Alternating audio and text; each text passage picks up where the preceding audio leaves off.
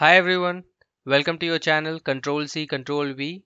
आज हम class 9th English की बीहाइव टेक्स्ट बुक का chapter 1 the fun they had का थिंकिंग अबाउट लैंग्वेज के क्वेश्चंस डिस्कस करेंगे।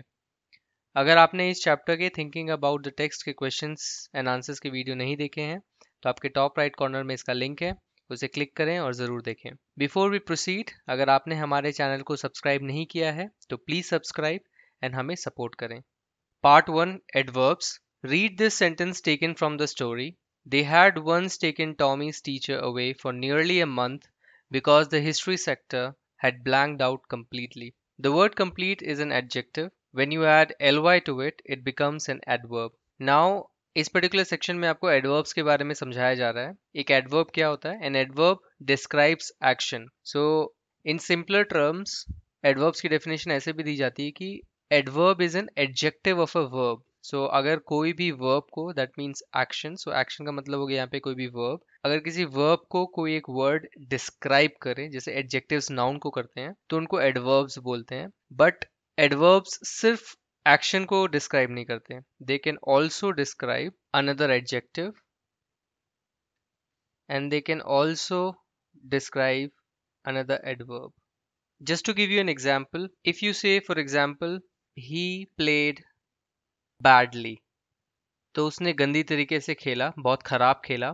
सो badly here is an adverb and ये किसको डिस्क्राइब कर रहा है?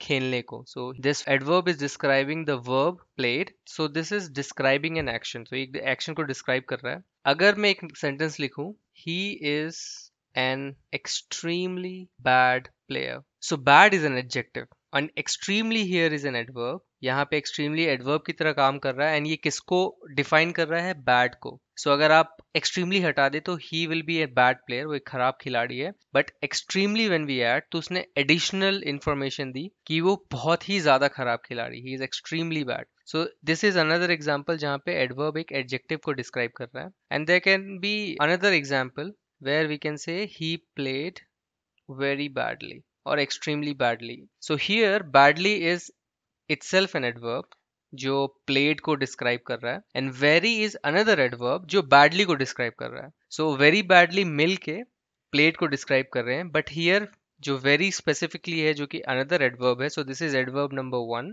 which is describing the action played and this is adverb number 2 जो एडवर्ब नंबर 1 को डिस्क्राइब कर रहा है कि कितना खराब खेल रहा है, बहुत ज्यादा खराब खेल रहा है। So very is an adverb which is describing another adverb. So इस तरह से एडवर्ब का डेफिनेशन एक्सपैंड अगर हम करें तो it can describe an action, adjective and adverbs. And normally अगर आप देखेंगे एडवर्ब को आइडेंटिफाई करना बहुत ईजी है because more often than not generally वो एल वाई से एंड करते हैं। सो अगर आपके पास नाउन है या एडजेक्टिव है, अगर आप उसमें एल वाई लगा देंगे सो मोस्टली इस पर्टिकुलर थंब रूल से आपको एक एडवर्ब मिल जाएगा। एंड इस एक्सरसाइज में आपको यही करने के लिए बोला जा रहा है। एंड इस एक्सरसाइज में अगर आप सारे वर्ड्स को देखें, फॉर एग्जाम्पल ऑफुली, ऑफुली का रूट वर्ड क्या हो जाएगा? Awful. And awful is an adjective. Sorrowfully में क्या हो जाएगा? सॉरोफुल। सिमिलरली में सिमिलरली कंप्लीटली का कंप्लीट, लॉफ्टिली का लॉफ्टी, केयरफुली का केयरफुल, डिफरेंटली का डिफरेंट, क्विकली का क्विक, नॉन चैलेंटली का नॉन चैलेंट। एंड आपको फर्स्ट क्वेश्चन में पूछा जा रहा है कि आपको कौन से सेंटेंसेस में इस लेसन के ये एडवर्ब आए हैं। So this exercise I leave it to you, आप ये खुद से ढूंढिए टेक्स्ट में कि कहाँ पे ये एडवर्ब्स यूज हुए हैं एंड आई सपोज इसमें आपको हेल्प की जरूरत नहीं है। एंड यहाँ पे एक नोट दिया गया है स्पेलिंग के लिए कि जनरली अगर आप एक एडजेक्टिव से एक एडवर्ब बना रहे हैं, फॉर एग्जांपल ऑफुल एक एडजेक्टिव है एंड उससे आप एक एडवर्ब बना रहे हैं दैट इज ऑफुली, तो इट्स वेरी सिंपल, आपने एल वाई ऐड कर दिया। बट मान लीजिए आपका एडजेक्टिव ऐसा है जो वाई में एंड हो रहा है, for example angry, so it is ending in Y, so in that particular example क्या होगा? वाई आई में कन्वर्ट हो जाएगा। So your final adverb will be ANGRILY, so YLY नहीं रहेगा, वो YI में कन्वर्ट हो जाएगा। तो ये एक सिंपल स्पेलिंग नोट है, तो आपको ध्यान रखना है कि आप स्पेलिंग में मिस्टेक ना करें। अगर आप I की जगह Y भी लगाएंगे तो आप प्रोनाउंस सेम तरीके से शायद करेंगे angrily, but when you write तो वो गलत हो जाएगा। So you have to remember कि जब भी Y से एंड होता है कोई भी एडजेक्टिव जिससे एडवर्ब बना है, सो वो YI में कन्वर्ट हो जाएगा। एंड उसी से रिलेटेड ये क्वेश्चन 3 है जो हम पहले करेंगे। सो हम इन पर्टिकुलर एडजेक्टिव से एडवर्ब्स बनाने की कोशिश करेंगे। एंड आप नोट कीजिए कि सारे एडजेक्टिव्स यहाँ पे वाई से एंड हो रहे हैं। So we have to use same formula कि वाई को हम आई में कन्वर्ट करेंगे और एल वाई ऐड कर देंगे। सो एंग्री का हो जाएगा एंग्रिली, मैरी का हो जाएगा मैरिली, इजी का हो जाएगा इजीली, टाइडी का टाइडीली, हैप्पी का हैप्पीली, स्लीपी का स्लीपीली, नॉइजी का नॉइजीली एंड ग्लूमी का ग्लूमीली। एंड एडवर्ब की अगर आपको मीनिंग निकालनी है, अगर आपको एडजेक्टिव का उसका रूट एडजेक्टिव जो है in this case angry merry etcetera, अगर आपको इनका मीनिंग पता है तो उनके एडवर्ब का मीनिंग निकालना बहुत आसान है। सो एंग्री का मतलब होता है गुस्सा एंड एंग्रीली का मतलब गुस्से से। सो एडवर्ब्स का मीनिंग आप ऐसे इजीली निकाल सकते हैं। सो नॉइजी यानी बहुत ज्यादा शोर करने वाला, नॉइजली यानी बहुत ज्यादा शोर करते हुए। सो अगर आपको एडजेक्टिव्स का मीनिंग पता है then it will be very easy, आपको एडवर्ब का भी मीनिंग पता चल जाएगा। Question 2, now use these adverbs to fill in the blanks in the sentences below. So आपके जो क्वेश्चन 1 में जो भी एडवर्ब्स थे आपको उनको यहाँ पे यूज करना है to fill in the blanks. And obviously जैसा मैंने आपको कहा कि अगर आपको एडजेक्टिव्स का मीनिंग पता है जिनसे वो बने हैं तो आपके लिए बहुत आसान हो जाएगा एडवर्ब्स का मीनिंग निकालना एंड उनको करेक्टली यूज करना। सो रेडी रेफरेंस के लिए यहाँ पे एडवर्ब्स मैंने दे रखे हैं, आप अपनी टेक्स्ट बुक में देख सकते हैं। The report must be red dash so that performance can be improve. So report को किस तरह से पढ़ना है जिससे परफॉर्मेंस इम्प्रूव हो सके। सो ऑब्वियसली यहाँ पे एडवर्ब जो है इस एक्शन रीडिंग के एक्शन को डिफाइन करेगा। सो यहाँ पे दो ऐसे एडवर्ब्स हैं that can fit. So one is carefully, that report must be read carefully, and another is report must be read completely. So ये दोनों possible हैं, quickly नहीं आ सकता because आप जल्दी जल्दी पढ़ेंगे then it would not be a wise thing to do because उससे performance क्यों improve होगी। So either it should be carefully or completely, but completely से ज़्यादा आप केयरफुली है क्योंकि अगर आप केयरफुली रीड करेंगे तभी आप परफॉर्मेंस इंप्रूव कर पाएंगे। So it kind of fits. So यहाँ पे we will see carefully fit करके the report must be read carefully. At the interview Sameer answered our questions dash shrugging his shoulders. So यहाँ पे समीर ने आंसर दिया है किसी तरीके से। So again this adverb is going to define the verb answered. So किस तरह से उसने आंसर दिया एंड उसके हिंट के लिए श्रगिंग हिज शोल्डर्स दिया। श्रग आप तब करते हैं जब आप परवाह नहीं करते हैं। सो परवाह नहीं करना मतलब बेपरवाही से। आपको याद होगा अगर हमने चैप्टर में पढ़ा था the word was nonchalant. So nonchalantly हो जाएगा बेपरवाही से। सो यहाँ पे नॉन चैलेंटली फिट हो रहा है।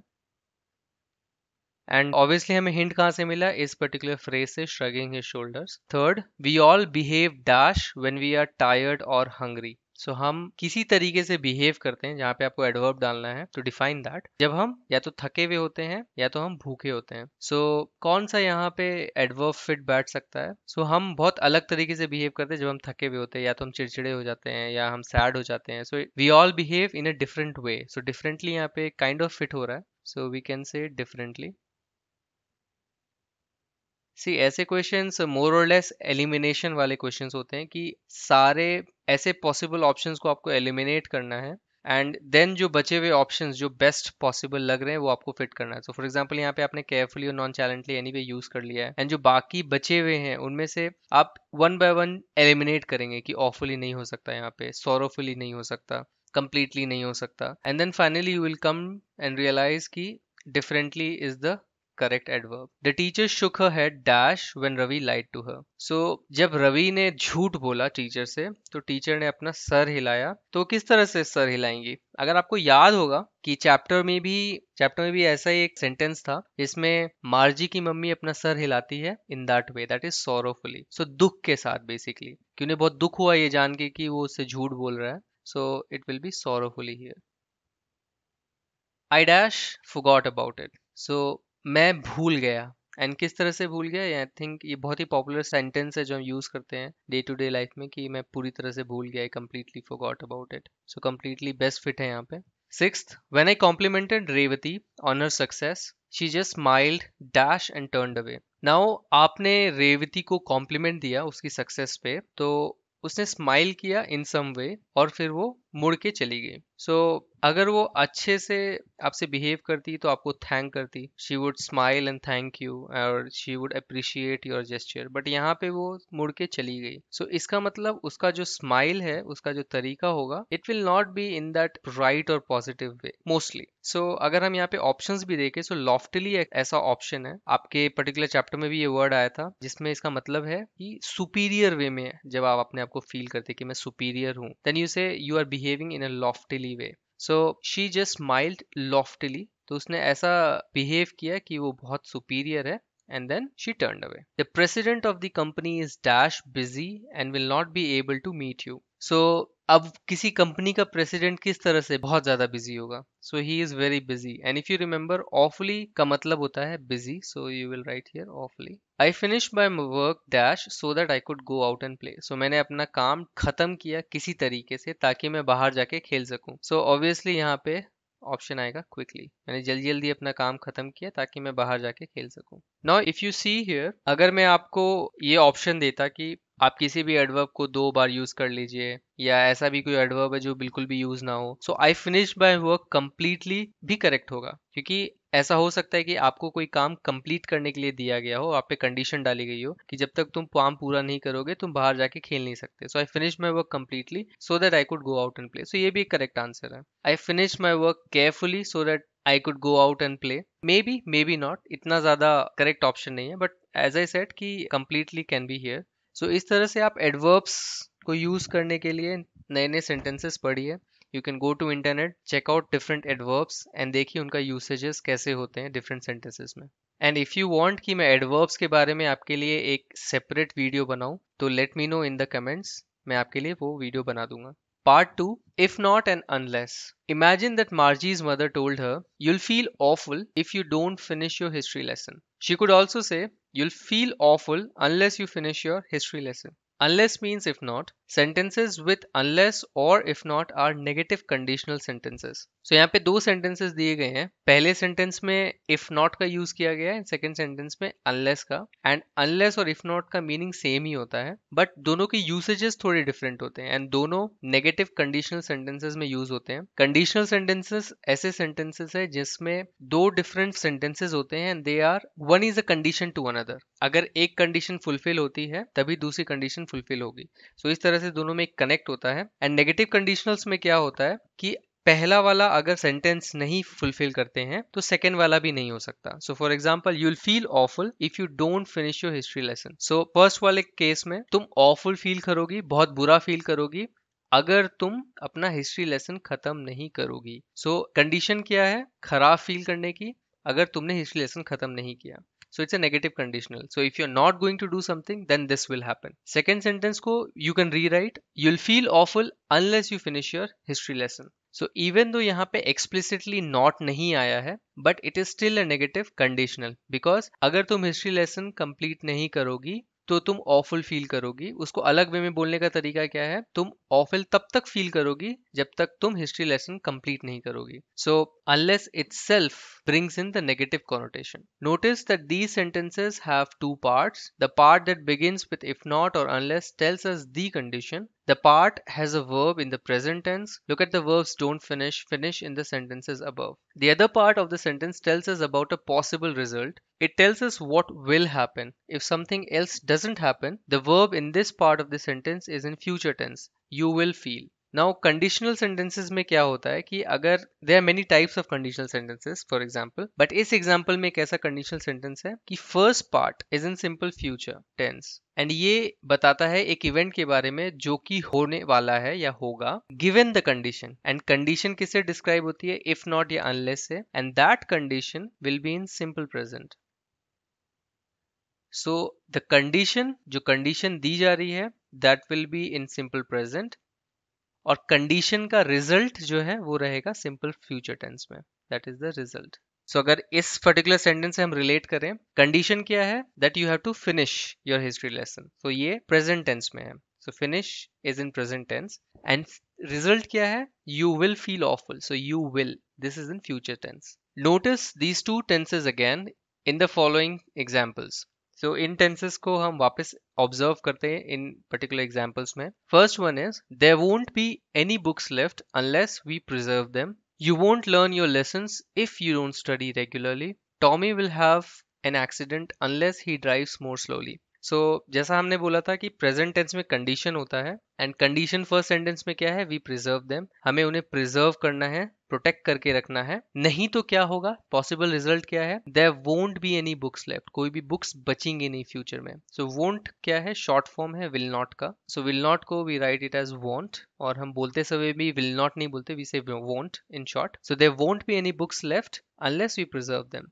सो सिमिलरली सेकेंड सेंटेंस में क्या कंडीशन है, you don't study regularly. So condition क्या है, अगर तुम रेगुलरली स्टडी नहीं करोगे या करोगी, you won't learn your lesson. So result क्या होगा कि तुम कोई भी लेसन सीख नहीं पाओगी या पाओगे. सिमिलरली थर्ड कंडीशन है ही ड्राइव्स मोर स्लोली, कि और ज्यादा धीरे चलाए वो, एंड अगर उसने वो नहीं किया तो उसका रिजल्ट क्या होगा, Tommy will have an accident. टॉमी का एक्सीडेंट हो जाएगा. Complete the following conditional sentences, use the correct form of the verb. So अब आपको जो आपने समझा है अभी तक कंडीशनल्स के बारे में, एंड यहाँ पे नेगेटिव कंडीशनल्स थे, तो उस अंडरस्टैंडिंग को यूज करके आपको ये एक्सरसाइज करनी है. इन पर्टिकुलर सेंटेंसेस को आपको कंप्लीट करना है, एंड आपके पास यहाँ पे कंडीशंस पहले से दी गई हैं. एंड हमें कैसे पता है यहाँ पे कंडीशंस पहले दी गई हैं, क्योंकि कंडीशंस सिंपल प्रेजेंट टेंस में होते हैं. एंड इफ यू नोटिस सारे सेंटेंसेस में go is in simple present tense, telephone is a verb, it is in simple present tense, unless you promise, promise is in simple present tense, play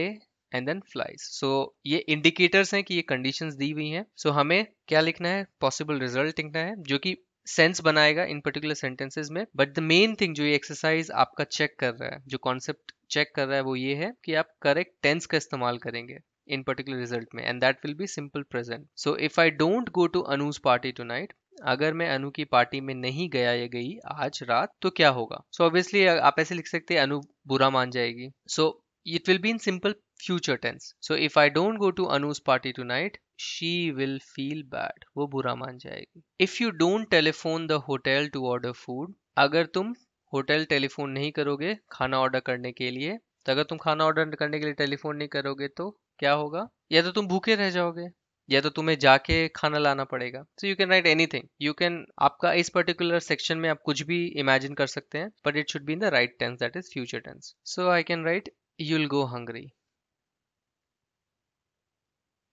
unless you promise to write back I dash. So जब तक कि तुम promise नहीं करोगे वापस reply देने के लिए, टू राइट बैक यानी वापस लिखने के लिए, रिप्लाई देने के लिए, I won't write you a letter, मैं तुम्हें चिट्ठी नहीं लिखूंगा.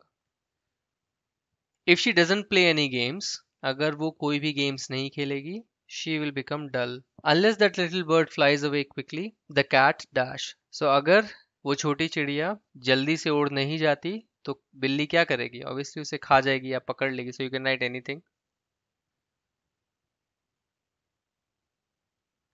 Thanks for watching this video. अगर ये वीडियो आपको पसंद आया तो इस वीडियो को एक लाइक दीजिए, हमारे चैनल को सब्सक्राइब कीजिए. आप हमारे चैनल को सब्सक्राइब इस गोल लोगो पे क्लिक करके सब्सक्राइब बटन दबा के कर सकते हैं. आप हमें अपने कमेंट्स और फीडबैक्स कमेंट सेक्शन में ज़रूर लिखें. अब आप हमें इंस्टाग्राम पर भी फॉलो कर सकते हैं, हमारी आईडी है आओ पढ़ें. इस चैप्टर के स्पीकिंग एंड राइटिंग एक्सरसाइजेस के लिए स्टे ट्यून्ड. Bye bye.